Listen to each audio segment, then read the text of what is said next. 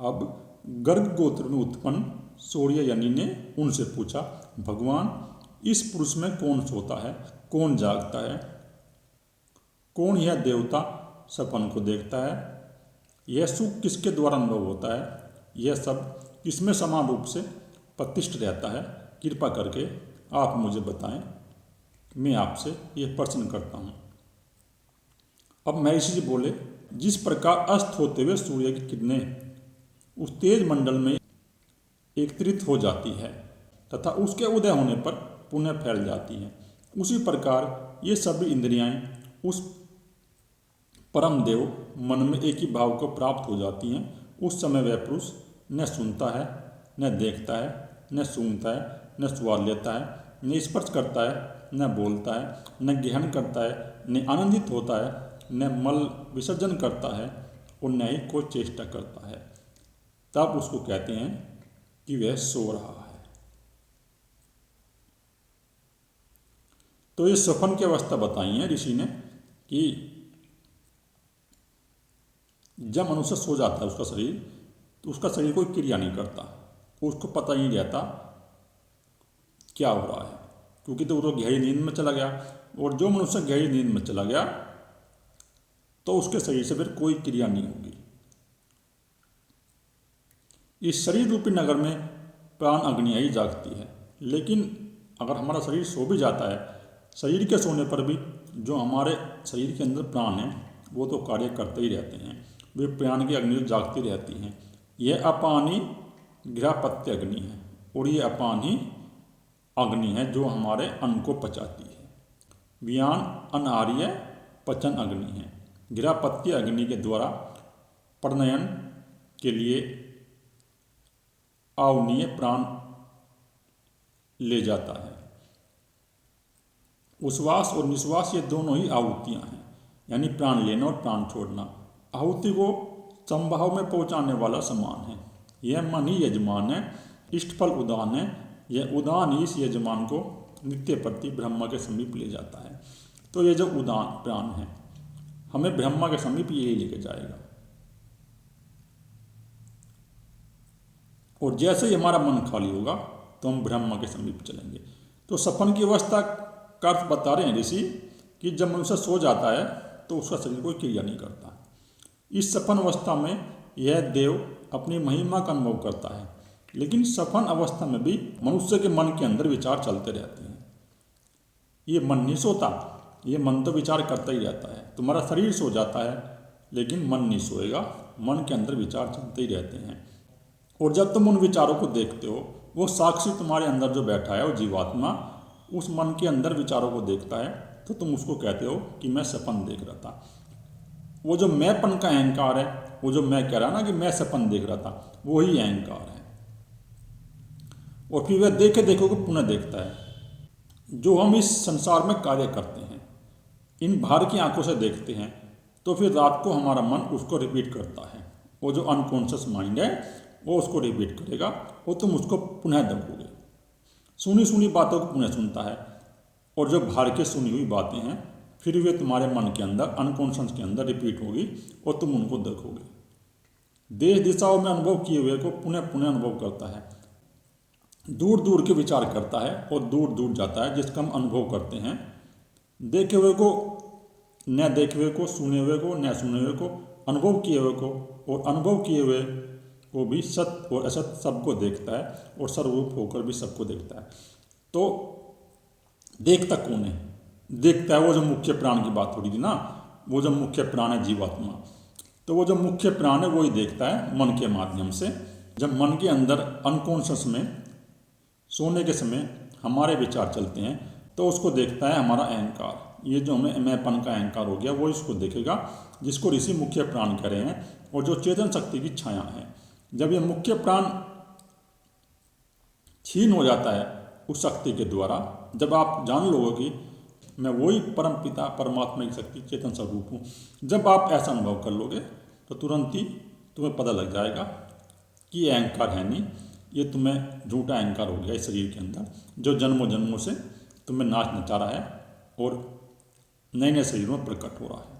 यही तुमको दुख का अनुभव कराता है और यही तुमको सुख का अनुभव कराता है। जब मन तेज से अभिभूत हो जाता है तब यह देव सपन नहीं देखता। उस समय शरीर में वह सुख को प्राप्त होता है। तो ये निर्विकल्प समाधि की बात हो रही है। जब हमको निर्विकल्प समाधि उपलब्ध हो जाएगी तो जो मैं है ना, मैं, वो तुम्हारा खत्म हो गया। अगर मैं खत्म हो गया निर्विकल्प समाधि के बाद, वो अहंकार खत्म हो गया, तो फिर तुम्हें कोई सपन नहीं दिखाई देगा। फिर तुम्हारा मन क्रिया करेगा, वो अपना आप ही क्रिया करेगा अनकॉन्शियस, लेकिन तुम्हें कुछ पता नहीं होगा क्या है क्या नहीं। हे सौम्य, जिस प्रकार पक्षी अपने निवास वृक्ष पर जाकर बैठते हैं, उसी प्रकार वे सब भी उस श्रेष्ठ आत्मा में स्थित हो जाते हैं। तो वो शरीर छोड़ने की बात है। जब शरीर छूट जाता है तो हमारा चित्त भी उस जीवात्मा में, उस आत्मा में स्थित हो जाता है। फिर वो आत्मा नए शरीर में प्रकट होता है। फिर हमारा अहंकार सक्रिय हो जाता है।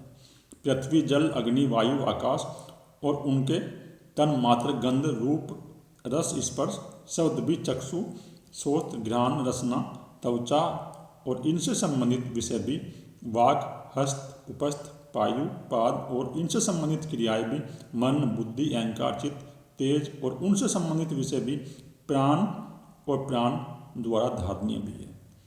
तो ये सब उसी से संबंध है उसका, चेतन शक्ति से। वो जो परम पिता परमात्मा की चेतन शक्ति है, ये सब उसी से कार्य कर रहे हैं। सब पृथ्वी तत्व भी, जल तत्व भी, अग्नि तत्व भी, और ये रस, रूप, स्पर्श, तन मात्राएँ हैं, ये हमारी आँख, त्वचा, ये सब उस परम पिता परमात्मा की शक्ति से कार्य कर रहे हैं। यही दृष्टा, श्रोता, घ्राता, रस्यता, मनता, भोक्ता, कर्ता, विज्ञानात्मक पुरुष है। वह पर अक्सर आत्मा में सम्यक प्रकार से स्थित हो जाता है। उस छाया रहित अशरीरी अलौकिक शुभ अक्षर को जो पुरुष जानता है, वह उस परम अक्षर को ही प्राप्त हो जाता है। हे सौम्य, वह सर्वज्ञ और स्वरूप हो जाता है, ऐसा यही श्लोक है। तो जो उस अशरीरी को जान लेगा, जो शरीर के अंदर नहीं है, वो पूरे ब्रह्मांड में है, चेतन शक्ति पूरे ब्रह्मांड के अंदर कार्य कर रही है। तो जो उसको जान लेगा, जो जान लेगा कि मैं मन नहीं हूँ, मैं बुद्धि नहीं हूँ, मैं शरीर नहीं हूँ, ये अज्ञान है, जो इस अज्ञान के अंधकार से पार हो जाएगा, जो अपने अंदर उस तत्व को जान लेगा, जो अपने अंदर उस शक्ति को प्रकट करके, जो अपने अंदर उस चेतन शक्ति को जगा के अपने अहंकार को छीन कर देगा, तो समझ लो कि फिर वह मुक्त होगा। उसका फिर पुनर्जन्म नहीं होता कहीं, उसका फिर पुनर्जन्म नहीं होगा कहीं उस मनुष्य का, उसी का पुनर्जन्म नहीं होगा जो अपने अहंकार को छीन कर देगा और चित्त को छीन कर लेगा, जो निर्विकल्प समाधि को उपलब्ध हो गया, जिसके अंदर न कोई भूतकाल बचा, न कोई भविष्य काल बचा। अब उसका शरीर है, ये शरीर जब तक जीवित है कार्य करेगा, उसको निर्विकल्प समाधि उपलब्ध होगी है।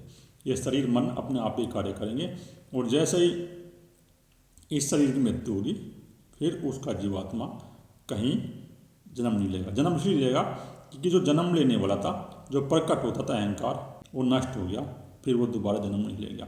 हे सौम्य, जिसमें विज्ञान स्वरूप आत्मा सहित समस्त देव, प्राण और भूत सम्यक प्रकार से प्रतिष्ठ होते हैं, उसी अविनाशी को जान लेते हैं, वे सर्व स्वरूप में ही प्रवेश कर जाते हैं। तो जो उस चेतन शक्ति को जान लेगा, उस परमपिता परमात्मा को जान लेगा, तो वह उसी में प्रवेश कर जाएगा। और वो जो परमपिता परमात्मा की चेतन शक्ति है, वो अविनाशी है, वो कभी नष्ट नहीं होती। ये शरीर हमारा नष्ट होता है, ये मन हमारा नष्ट होता है, लेकिन वो जो परमपिता परमात्मा की चेतन शक्ति है, वो कभी नष्ट नहीं होगी। और नष्ट होता है हमारा अहंकार। अगर ये हमारा अहंकार नष्ट हो गया तो फिर कहीं वो प्रकट नहीं होगा। अगर ये अहंकार जीवित है इस शरीर में रहते हुए, तो फिर वो नया शरीर धारण करेगा ही, कहीं ना कहीं प्रकट होगा ही। तो ऋषि इसलिए कह रहे हैं कि जो उस अविनाशी को जान लेगा, जो उस परमपिता परमात्मा की शक्ति को जान लेगा, फिर वह कहीं प्रकट नहीं होगा उसका अहंकार, और वह अमर हो जाएगा।